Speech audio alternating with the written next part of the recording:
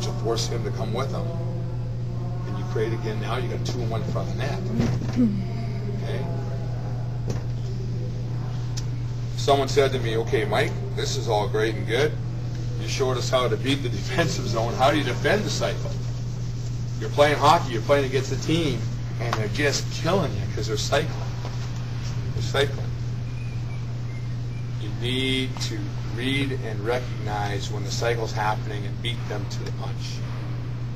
It's like in football, when a team does a reverse. The reverse works great when they don't know what's coming. But when they know what's coming, right, they're going this way and they're reversing, the guy comes around the other side and there's a big linebacker waiting there for him, right? And it's game over because he's got no protection, he's got no help. Same thing on that. I think the other thing that has to happen, you'll see it once in a while, is the winger who's up to guard the defenseman. Every once in a while, the winger will decide, you know what, I'm going to come down and help, and I'm going to come down and I'll help and get the puck. The problem is that the winger comes down here inside that quadrant, let's say, and gets the puck. What does the winger do with the puck when they get it? Has to clear it. He's got to clear it. Well, you know what happens all the time? Well, I'll pass it up to, oh, crap. The winger. That's where I was. Right? Now, if you've got a good center iceman, and you've got the winger's kind of in there, and the center iceman's kind of come over, and he reads that, all of a sudden the center iceman can take a spot. And you can yell at the winger, switch. But that's tough. And it's a tough clear from there. Try clearing the puck from here when there's traffic around. You know what you end up doing?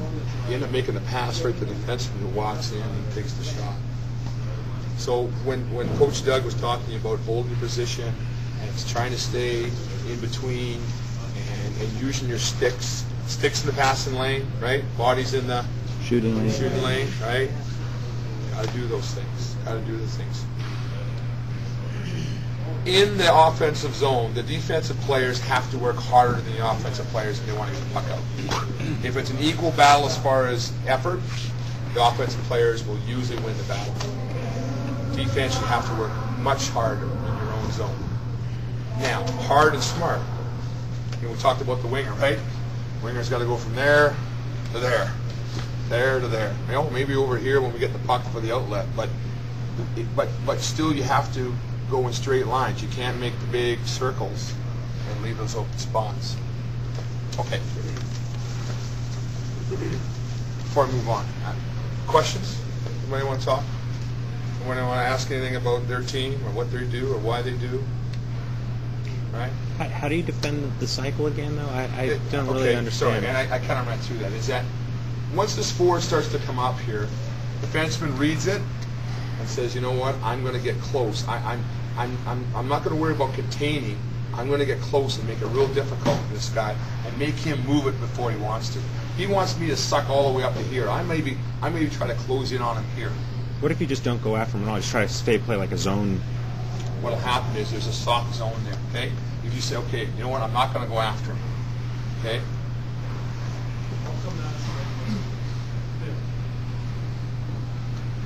He'll come right through there. Shouldn't the center be already over there? What's the centerman's job again? What's Coach Doug say? Support. No, he's supporting in here, right?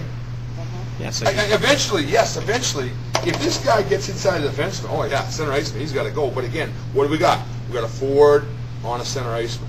With about 3 steps on him. Yeah. With about 3 step, because all of a sudden he's got, okay, you let him go. What are you doing? And all of a sudden the guy's cutting through the middle, right? And now, like I said, this guy here, all of a sudden the forward here, he backs out into here, and maybe get a cross across at one time, or he gets to the middle, shoots. It's a tough play, right? So that's why you don't just contain. Like Doug said, when Coach Doug says, take away time, take away space. Time and space. So defend it, get close to him, take it away. When they do drop it back, you got to realize that your centerman's now taking your job, and you're going to take that guy. You're not going to allow him to jump in the hole. You're not going to allow him to make that pass through there. You're not going to stop and then try to go back to the puck, because now you got 2 guys on the defensive side trying to get the puck, and they make a pass by, and now you've done it. Okay, so that's the other thing.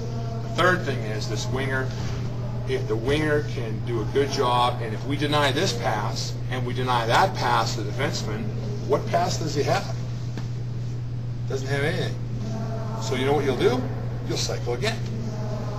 Guy goes up, cycles back to this guy. This guy's in front of the net, reads it's not working good. He comes over, he comes up, they cycle it again. You watch an NHL game, they'll cycle 3-4 times, trying to break them down. And defensively, you might be able to adjust once, maybe twice, but by the third time, it's like, I'm done. I got to go get this guy. I got to close in on him, and then that's how mistakes happen. But offensively, you've got to cycle that puck 3 times, which means you've got to release the puck. Your teammate's got to pick it up, realize no play. Okay, I know got a guy coming. Release it again. Okay, so defending it is about taking away the time, taking away the space, and making sure you do your job. I know Coach Doug talks about it, and I'll talk about it too. A lot of trust in your teammates. You got to trust your teammates. Because if you don't trust your teammate and you think, well, I don't think she's going to do the right thing or he's going to do the right thing, and you overcommit to help, then you leave that space behind you, right? Okay. 2-on-1. We'll talk about. We did some 2-on-1s up here. I want to talk about this a little bit. Defensemen, for the most part, want to protect the middle. Okay, cool.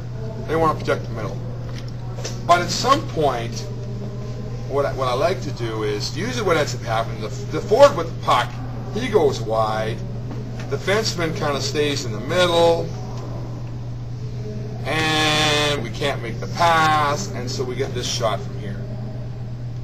On the 2-on-1, what you'd like to have happen is you'd like, if the defenseman's in the middle, and we got a forward here, and you got a forward here, you'd like the puck more so in the middle of the ice.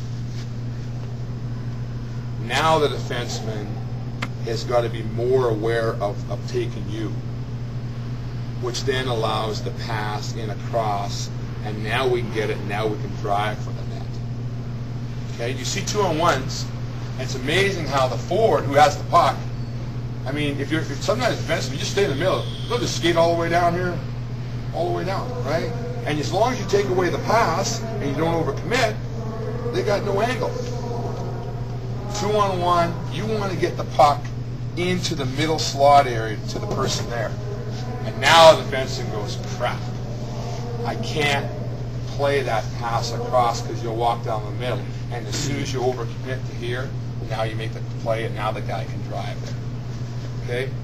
All right, so we were doing some 2-on-1s out there, and I just noticed it just seemed like we always had the puck going wide in here, and the play was always trying to be made from here. And really, in a 2-on-1, you want to make the play from here. Okay?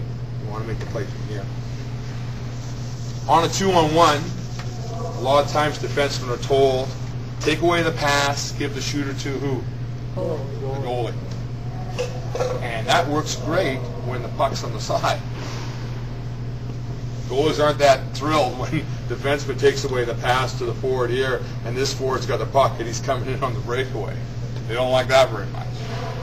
Okay, so good defensemen, again, they'll kind of say, listen, yeah, you have the wall, yeah, oh, yeah, where you go. I'm going to stay between you and him, and goalie, you got the long shot, yeah, fine, and it's all fine. But if you can ever coming down the 2-on-1 and you can get the puck into the middle of the person early, now it changes as defensemen what they can do, how they can do it. Okay, does that make sense?